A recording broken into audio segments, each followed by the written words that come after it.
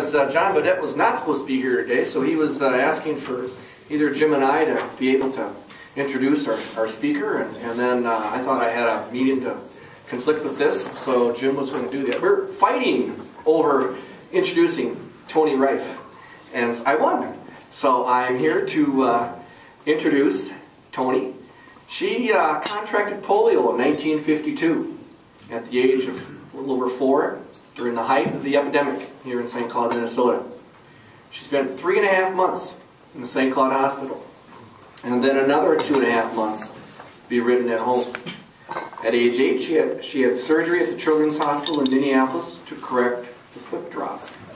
After that, Toni was able to lead a normal life, graduate from college, get married, raise 3 children, and work as a nurse and nurse practitioner in Milwaukee, Denver, and in St. Cloud here for 29 years. She began having symptoms of extreme fatigue, weakness, muscle loss, and cold intolerance in 1993. She was seen then at the Sister Kenny Institute in Minneapolis and was diagnosed with post-polio.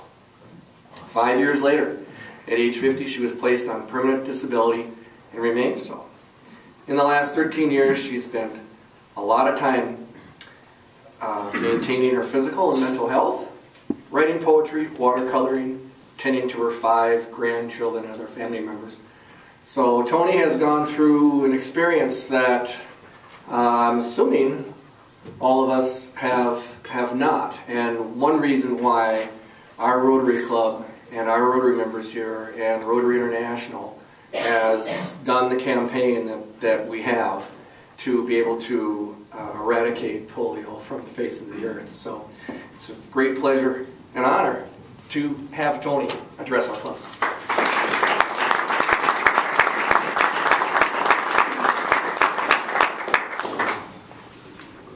Not quite as tall as all these people around here.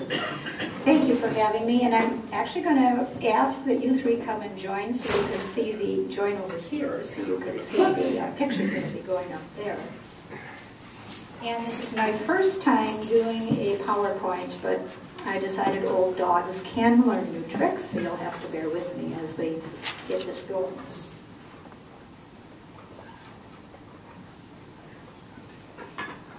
And I'm not sure if that is on.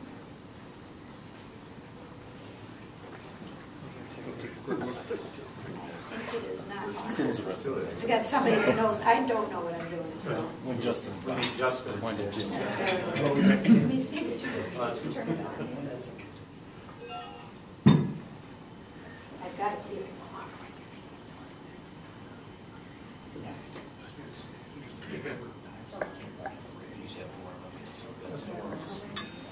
Anyway, while we're waiting for that, I wanted to thank you Rotarians for all that you have done for polio. As a citizen, as a mother, as a prior public health nurse, I am very grateful for the monies that you put into the March of Dimes, into helping to find relief for those who had polio, into working for those of us who have post-polio. So thank you very much for your giving of yourselves. I have handouts on the table that I'd like all of you to be aware of. If you please take one. It tells you, I was asked to come and talk about my personal experience of having polio and post-polio, and I'll get there. But I wanted to make sure you all understood what polio is and what post-polio is. Because they are different and most people don't understand it and therefore don't know what we're going through. So it's on there along with some resources, books, which I brought. And I'll pass them around, have you pass them around. I think it's going to start pretty soon.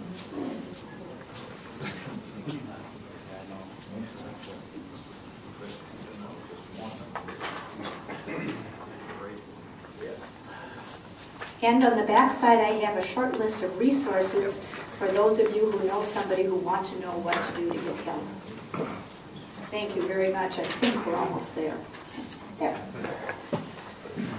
Okay. First thing I want you to know about polio is that it's a contagious viral infection. It's a virus that is contracted through oral fecal contact. And it goes into the intestines, but then goes into the spinal cord. And where it does its damage is in the spinal cord. It actually eats away some of the nerve endings that go out to the different muscles in the body. And that process is there's 4 stages of polio that exist. I'm not going to spend a lot of time on that because I'm supposed to be spending my time on what it was like for me having polio and having my post-polio. But the other thing that I did is, once I wanted you to know that it's a disease of nerve endings, and because it's a disease of nerve endings, it becomes a disease of muscles. If muscles aren't used, because there's no nerve, the muscles will disappear. And so there's a lot of muscle wasting or muscle weakening that goes on. So remember that it starts in the spinal cord. It is true that a person can have polio and not become paralyzed. It's also true that a person can have polio and not get post-polio, and they don't know why. Who gets what version of what.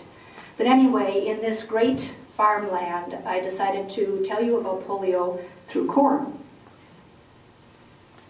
So here's a healthy corn, and you can imagine healthy muscles. They're vibrant.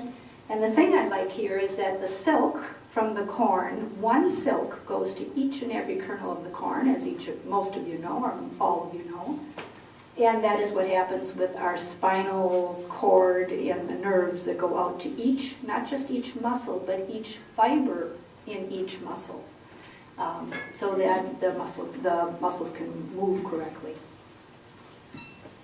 Okay, in stage 1, active polio, which is what I had at 4.5, and stage 2 is recovery, which is the stage that goes on while we're in the hospital. I was in the hospital for 3.5 months, and they figure the average time of the recovery goes up to about 8 years or longer. So for 8 years, I learned what I could do and couldn't do and shouldn't try to do and whatever.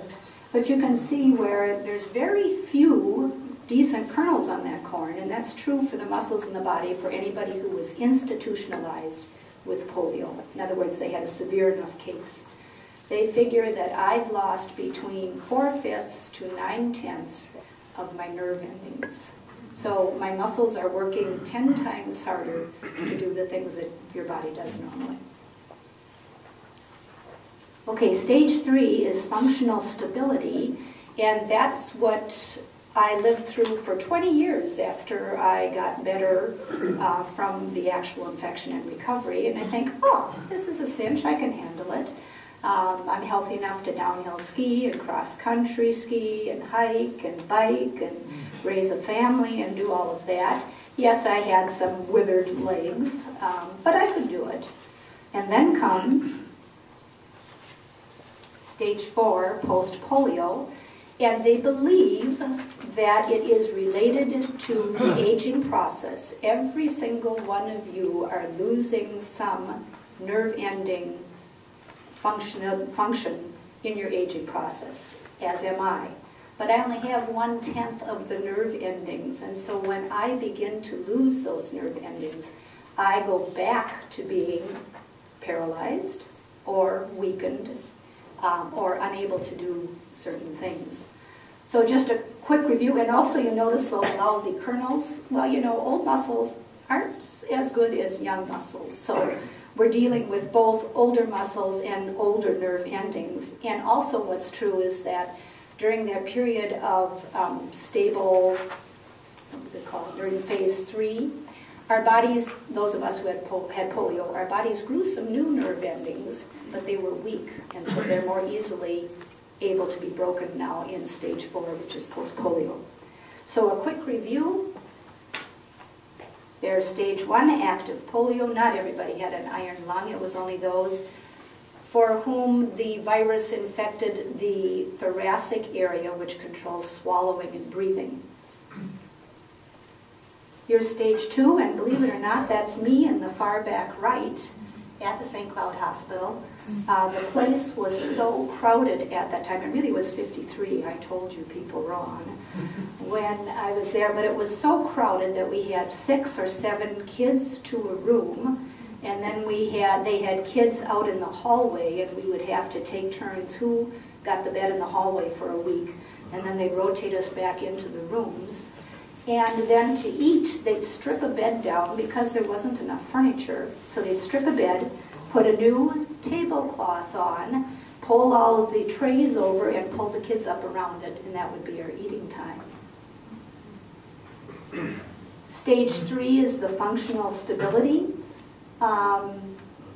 My legs, which is primarily where I had my polio, but I had polio in my legs, back, and abdomen, don't look that bad, but they don't look normal either, and I wasn't going to give you a picture of one. And this is stage 3 functional stability. This is me in the middle, and my mom, and my husband, and my first 2 kids. Again, I was able to do a lot. I felt like this is all over with, nothing to it. Here's stage 4, post-polio. Many of us find that we are back in wheelchairs, back in scooters, back with braces and crutches. You probably can't tell by looking at me, I'm wearing 2 braces, knee to toe, in order to help me walk. Otherwise I can't walk well or for long. Here's another stage 4 showing you how I travel. This is Korea. I'm traveling with my family, and they're pushing me on an adult stroller. And we traveled with my granddaughter, who was 13 months, and so she was not piggyback, but I guess piggy stomached onto me. Well, I'm not going to take time with that. I had 2 more pictures of, I have a stroller, I have a travel wheelchair, and I have my regular wheelchair. And I use any of those as I need it and for different reasons, which I could go into at a different time. But anyway, I was 5. I wasn't 4.5, so you can tell my memory is already leaving me. I was 5 when I had polio, and I became ill, as did my sister.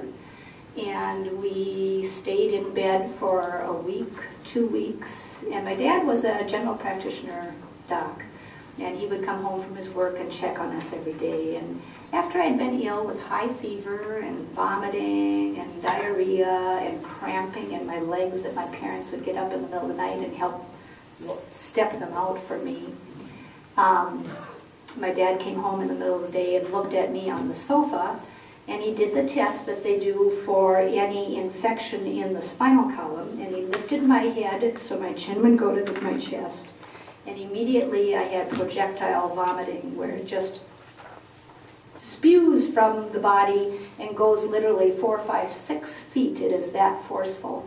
And I covered his chest with vomit. And with that, he knew that I needed to go to the hospital and I needed to be checked further. And so they wrapped me all up, and I remember being carried out because I could not walk. And I remember my mother crying. And I told my mom, "Don't worry, Mom, it's okay, I'll be back."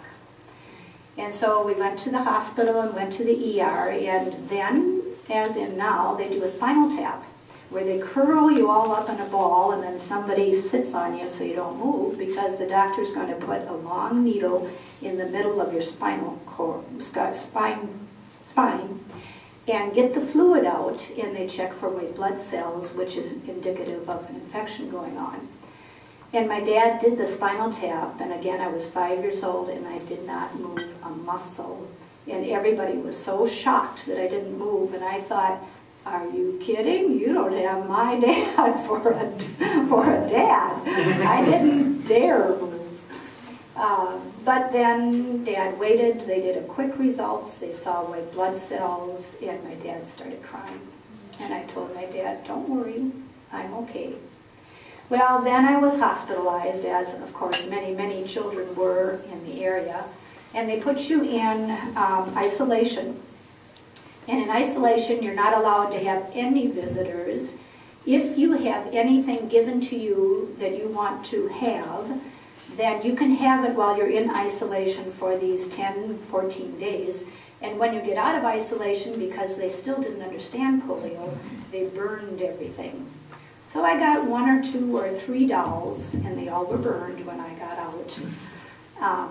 But I remember being in isolation, and I was lucky because my dad could come visit me. So my dad would come with a mask on, and he'd come and love me up. And I told him once, "Daddy, come here." And he came over and put his ear to my mouth, and I said, "You better get me out of here. Everybody in here has polio." And he said, "Honey, I have something to tell you. You have polio too." And I thought, whoa, nobody told me that. But I learned, and I was in the hospital, and then I stayed for 3.5 months, and well, you need to do some things to keep yourself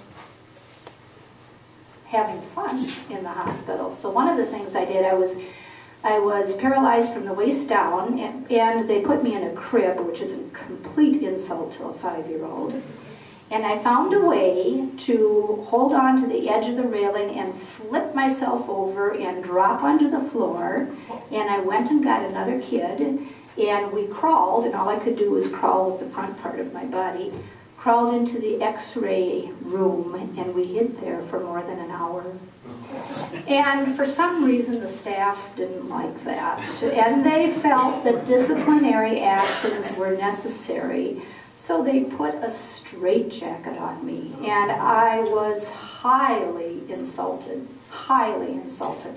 And a straitjacket in those days is, it's white canvas, and the sleeves go on forever.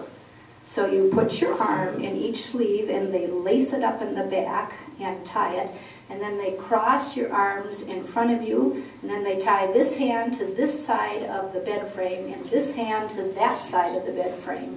And I was tied down, and I was very proud because I was paralyzed from the waist down, and it took 3 adults to put that on me.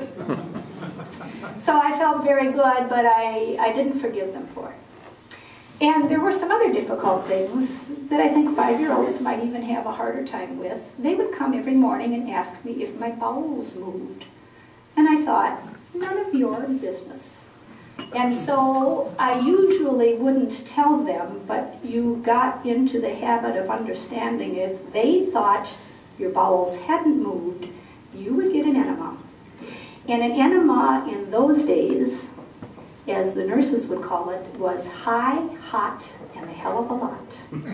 And it means that it was a white can this big, and it was connected by a tube that of course went into the rectum, and it was filled with hot water, and the nurse would hold it at her shoulders so that there would be that much more force going down into the guts. And then you were supposed to sit and hold on so that nothing leaked out. And it was very nauseating. It made you sick. It was not fun. And you had to hold on to that water as long as you could. And you might or might not have had a bedpan under you, depending upon, certainly I couldn't walk or move. But again, there was limited equipment, so you were lucky if you had a bedpan under you and not so lucky if you didn't. That was one of the things we went through. Another thing we went through is hot blanket wraps, which were a way of soothing the muscles. And they would take old army blankets and put them in boiling water and then bring them around in tubs that remind me of those vats the cows drink out of, only maybe half the size, and it had a roller on it. So they'd come to your bedside and take the boiling army blanket out of the water, put it through the roller so it got dry enough, and then wrapped it around us. And depending upon how severe your infection was or your problems were, they would give you a half wrap from the waist down or a full wrap from the shoulder down. And it would feel absolutely marvelous, but they were itchy too. So here we'd be like little wool cocoons all steaming away, and we'd, "Nurse, itch my nose! Nurse, itch my neck!" So they were half and half in terms of comfortable, but they do help, and it's still something I do, not a hot blanket wrapped around me, but I'll do a hot tub almost daily. or I'll sit under an electrical blanket almost daily in the winter. So anyway, gosh, then came, that was my time at the hospital for 3.5 months. And then for a couple months I had to go for daily physical therapy there and tub baths and home exercises. And I got a small brace to help me with my foot drop. And then we told you about my tendon transfer. I'm going to run through briefly, because I want to leave time for questions, what my post-polio experience was like. I was working 30 hours a week as, I was working 30 hours a week as a nurse practitioner at St. Cloud State Health Services, and I have 3 children, and I would walk to work because I love to be outside, and so I'd walk a mile to work, I'd do my work, and I'd walk a mile home. And my mother was caring for my children at that time, and I can remember, and I shouldn't tell you this, but we live across the river from St. Cloud State, so during the wintertime, my husband, who learned this as a child, we walk across the frozen river and up the steps, go to work, and walk back. And I would do that, and I would come home, and I would be so exhausted that I couldn't take off my jacket or my boots. I'd trudge into the house and into the living room and fall on the sofa and sleep for an hour. And then I'd wake up, and my mother would say, "Something is wrong with you." And I'd say, "I feel fine, I'm just tired." And so that went on for a lot of time, and I realized I need to sleep more, and I went to the doctor, and the doctor told me if I'm tired, I should sleep more, and I thought, that's good advice, you know. And they checked if I was pregnant, they checked if I had anemia, they checked my thyroid, all was fine. Anyway, and then I started getting some other things, like cold intolerance is typical for many of us. And you probably wouldn't recognize it from my standing here now, but I do have cold intolerance, and therefore, for my indoor wear, I am wearing Under Armour long underwear on the bottom and a wool vest on the top, 2 pairs of wool socks, 2 pairs of fleece anklets, 1 pair of Thinsulite boots, this cotton sweater, this cotton blouse, this wool suit, and this wool scarf, and my wind pants, and I'm still cold. If I were home, I'd put on more clothes, but in public, I try to look almost normal. But that's the extent of the cold intolerance. It's just very hard for me to heat my body, very hard for my body to hold the heat. That's another one of my symptoms. Muscle loss. While all this was going on, and I think I know when I started, somebody told me, "Toni, you have post-polio, go down to Sister Kenny Institute and they'll diagnose it for you." And I went down there, and indeed they did. Although I had been to an orthopedist, general practitioner, neurologist, all sorts of docs trying to figure out what's wrong. I can't do what I used to do. And they couldn't figure it out. So after I started seeing Dr. Seisert, one morning I got up and I was dressing myself and I looked at my calf, and it looked like someone had taken an ice cream scoop and scooped an entire scoop of muscle out of my calf. So I was missing almost a tennis ball size of muscle. And I thought, whoa, what's that? So then I thought, well, I'll see what I can do and don't do. So I tried every different position. I thought, I'm doing everything. I guess I'll just forget about it. And then I went 1 or 2 days and 1 or 2 nights, and all of a sudden I sat up in the middle of the night and I thought, I can't forget about this. I'm losing muscle. I'm losing what little I have. I've got to find out what to do. So I went back and saw Dr. Seisert, and I do see her about twice a year. And for 20 years in a row, because I've been seeing her that long, she has taken away from me things that I can do.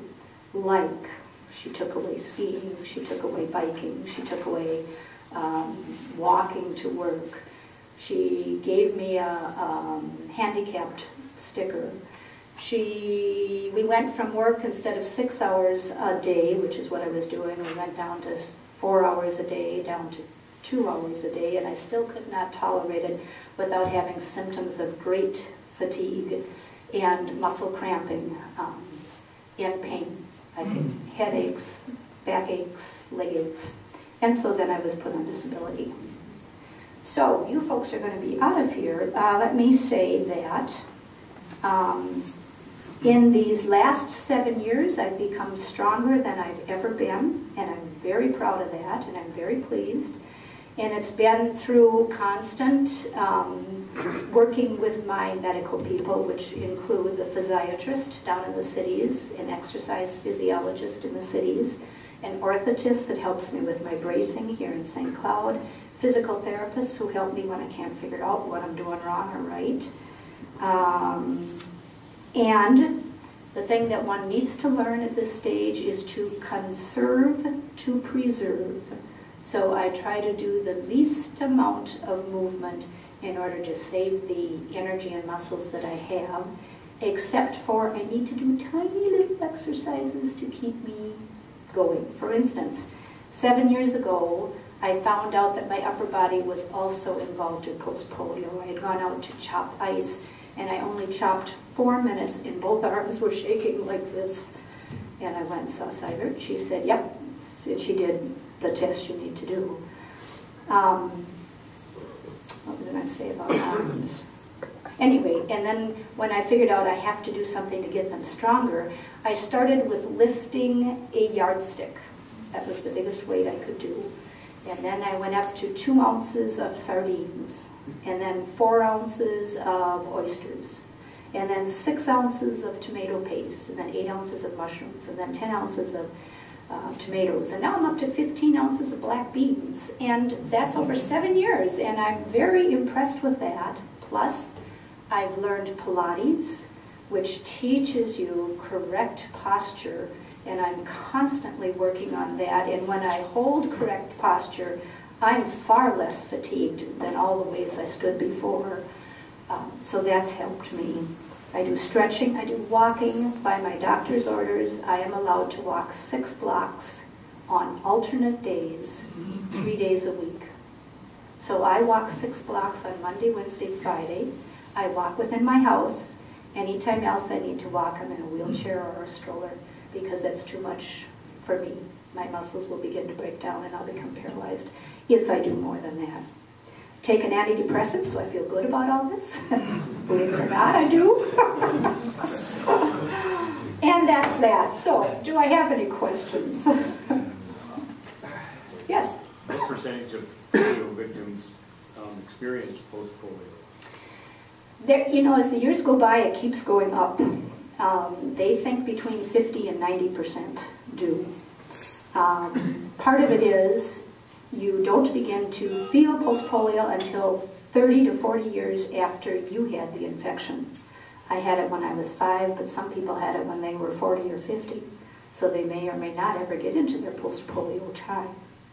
For one. And the other interesting thing is they're now feeling that since having an active case of polio consists of fever, vomiting, diarrhea, muscle aches, that many people probably had polio but didn't know it. They could have had a slighter version of it. And yet, those people can also develop post-polio down the road.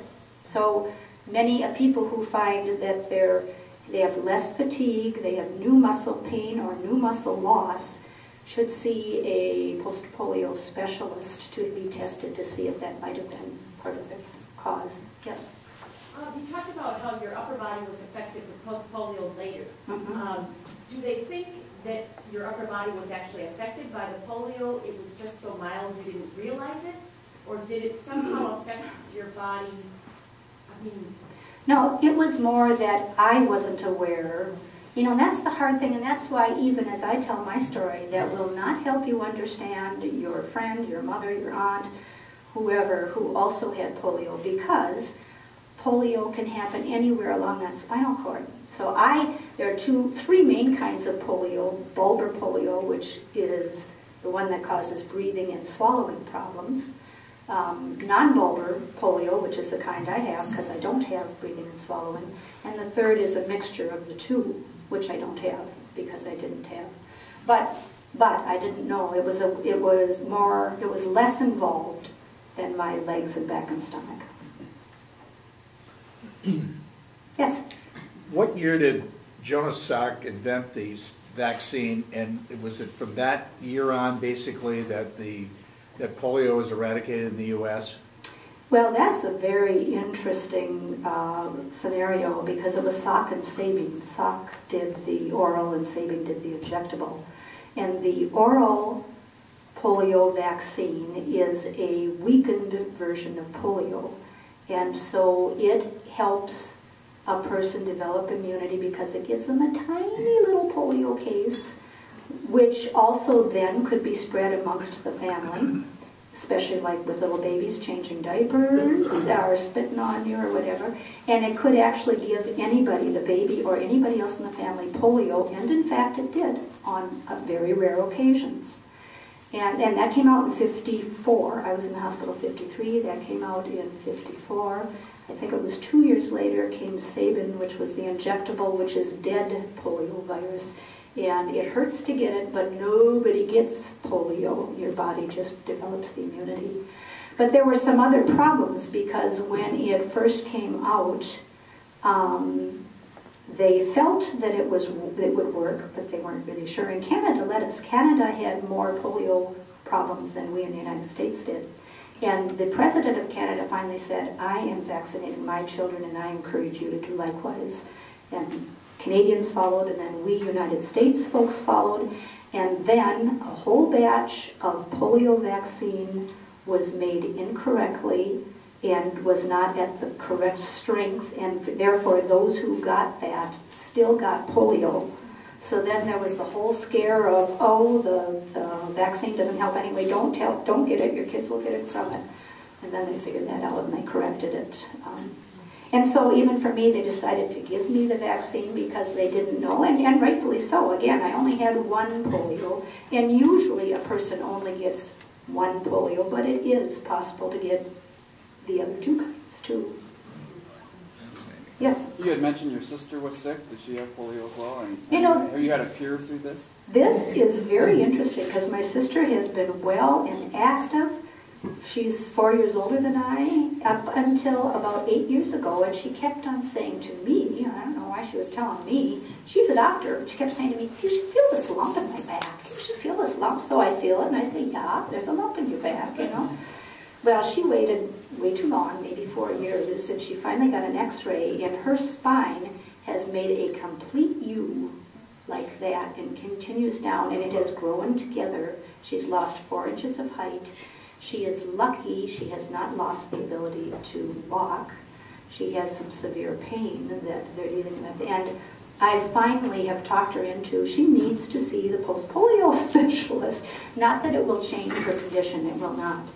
But she needs, if indeed it is from polio, she needs to learn how to live with that, and she needs to cut down a lot of the activities she's doing. Okay, let's say thank you very much.